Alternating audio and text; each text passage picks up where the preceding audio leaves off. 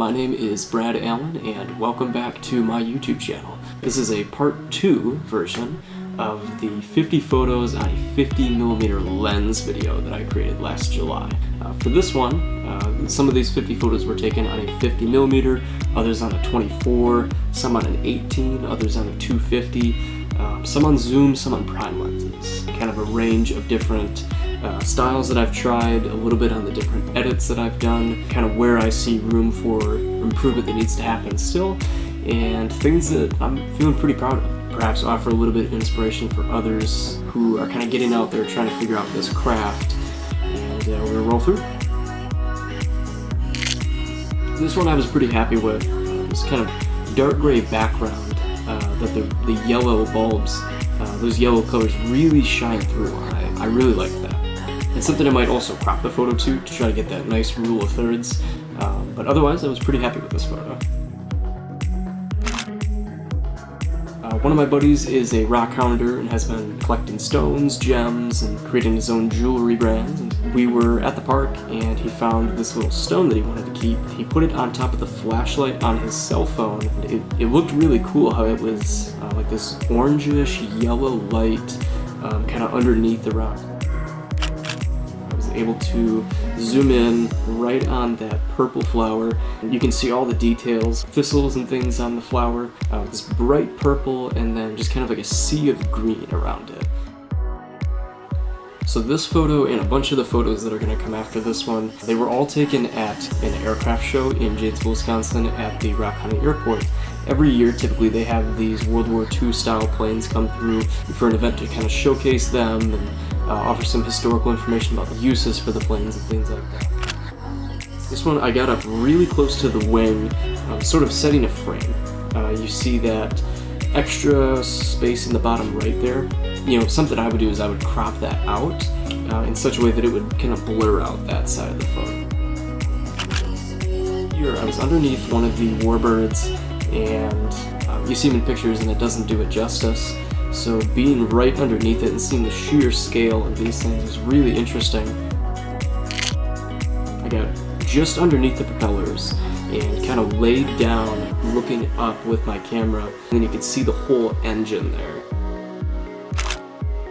This one I took through a small opening in the front side of a bomber plane to kind of frame the image on the sides and then also show the gunner's bay there. This was something really interesting, being able to get up close and actually witness what sort of conditions they were working in. And I wanted to take this one in such a way that you could frame it so that you could still see the flag and the windows, and kind of with that sky on the right side there too or something. This is another interesting one. It was also really interesting too with the different colors on the plane. The tans and the greens and some of the dark grays. Looking out from what would be the gunner's perspective in the plane. It was very interesting how this one was lit. I thought it draws the eye to the very end of the barrel of the machine gun, which I thought was interesting. This one, I was inside of the cockpit, one of the planes.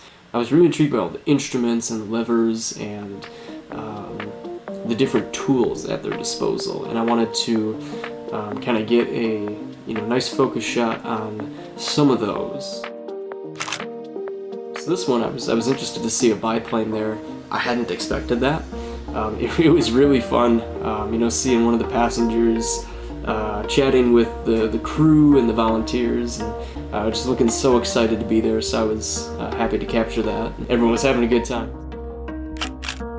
This one, I saw some of the crew moving around on top of the wings and on top of the planes. They were also getting things fueled and doing safety checks and stuff, because the crews actually do take these planes up for tours. People can pay a bunch of money and go take a flight in one of these World War II planes. This was one that I took as one of the planes was actually taking off on the runway. This one was really cool to be able to see them in action, getting the plane off the ground. It's kind of blurry. My shutter speed was just not really fast enough. Granted, these propellers are moving so quickly, but at the same time, a little bit of motion, maybe not the worst thing. I kind of like it. And there were quite a few people that actually paid to take flights And just interesting to see that they actually had historic uniforms on and things to really kind of add to that experience. So this photo here was taken in Spring Green, Wisconsin, right along the Wisconsin River. And it's a really beautiful area. It's part of the driftless area of Wisconsin. You know, some of the sandbars, the little islands in the river, and then those trees way in the distance.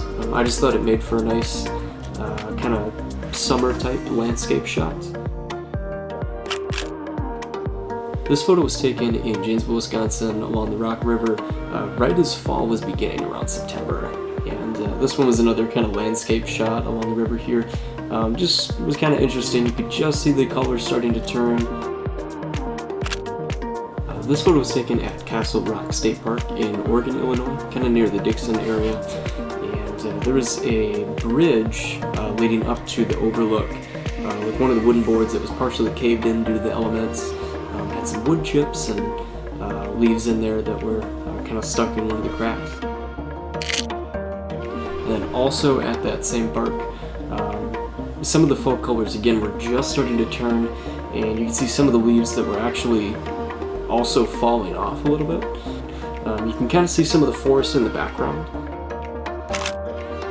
This one was taken, I was standing on the overlook and I was looking down towards the river. There was all these colorful leaves that were, you know, just mixed in between bushes and trees, and I zoomed in as far as I could on the 250mm. There was a rock with some leaves and twigs on it and things, and it looked really interesting to me, so I zoomed in as far as I could and tried to blur out one of the rocks that was kind of slightly blocking the view, and then tried to use that for framing as well, to focus on that red leaf.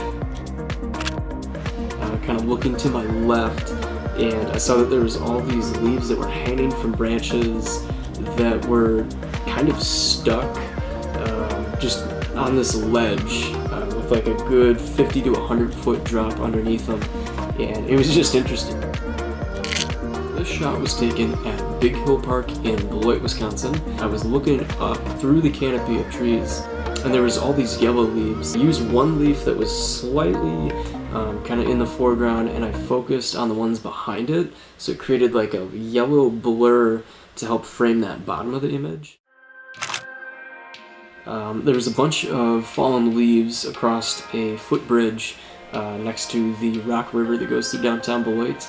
It was just really interesting with the different contrasts of fall colors and things like that. As I was trudging through the leaves with my hiking boots, they were just crunchy beneath. Just looking straight down with a little bit of the gravel and dirt underneath them, you can see there's holes in some of the leaves, just kind of a very rustic feel to these.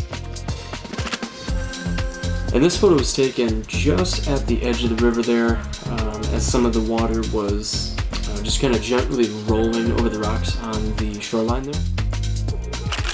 So this photo was taken at Big Hill Park from the hilltop at the edge of the park there, where you can see the Rock River in the distance along with some forests and farmland. It's just interesting to get a whole viewpoint of that entire area.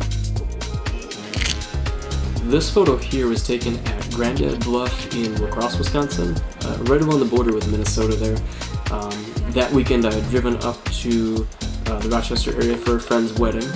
Just spent a few minutes there getting photos, and as you're standing on the top of the cliffs there looking down over the entire city and the Mississippi River. This is my grandma's old Christmas village, which when she passed was given to my mother, and every year she'll put it out now, kind of a nice sentimental touch. So I wanted to get a photo of that, just showing something that's gonna kind of stay in the family for some generations here. This was a necklace that my brother and I gave to our mother as a gift. It was specially handcrafted by a high school classmate of mine. This was interesting because that's a real flower that's inside of the necklace there, pressed in between the glass. So this one here was taken at Lapham Peak State Park in Wisconsin in the Oconomowoc-Delafield area. And one of my buddies and I were out there hiking at the first snowfall of this season, kind of at the end of 2021 there. Zoomed in really closely on a couple berries that were hanging off of one of the branches. You can see some of the thorns there that are slightly out of focus. There's those two bright red berries with just a little bit of ice and frost frozen in between them that's kind of holding them together. So all of these final photos were taken at Rotary Gardens in Janesville, Wisconsin.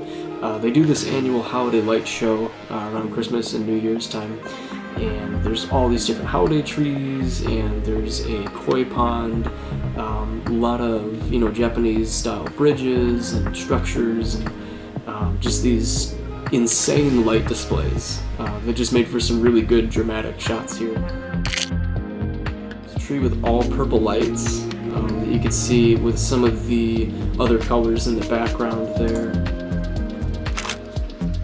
This one was really interesting. It was like a green, like snowball type lighted display here. You can see some of the pine branches that were nestled around it in kind of a wreath display, and there was some snow on top of it too, which just made it even better because then it reflected the green lights more, so that was cool.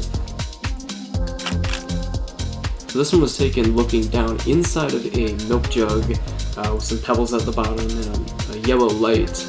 These are all on the walking path to help people see where they're going. I did not nail the focus, so that was disappointing here. I'd definitely do that differently, try to focus in on those pebbles a little bit more. But I still like this photo. I was kneeling on the ground and looking upwards at one of the on the edge of one of those sheds that had some blue lights hanging off of one of the windows, and I just thought it was really interesting with the contrast with the blue lights and then the bright red building itself, and then some of the snow that was kind of reflecting on there too. This one, another bright light display, just kind of looking down inside of it. You can see all the white lights very clearly. That was interesting. And this was just one of the many walking paths. There's all sorts of different colors, and it's interesting how they reflect off the brick pathways as well. And this was taken from just kind of at the edge of the gardens. They put so much time into this display that you can't help but just be really impressed. So this photo again, there were some of the milk jugs with the lights inside of them to help people see where they're going, overlooking one of the ponds with some bridges near it.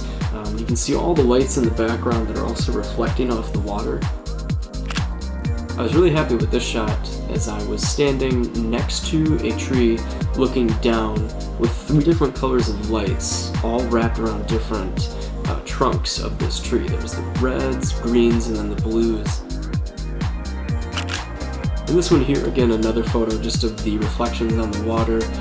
It's so beautiful. Standing inside of one of the gazebo structures, and there's these wooden kind of bars on the windows, and I kind of halfway put the camera up to it so that it framed all the lights in the background. One of the walking bridges that leads over the pond with all the lights in the background, and it's really reflective at night. It's a whole nother world. So this one, again, the reflections on the water. This one I was really happy with the reflection. The reflection on the water was just so crisp and clear. Next to one of the railings on one of the walking paths, all the blue lights wrapped around it, which kind of made for a bright holiday type feel. I zoomed in real closely on some of those lights with the wiring. Just kind of wanted to get a photo that was very abstract and kind of showed the lights like dancing through the night sky.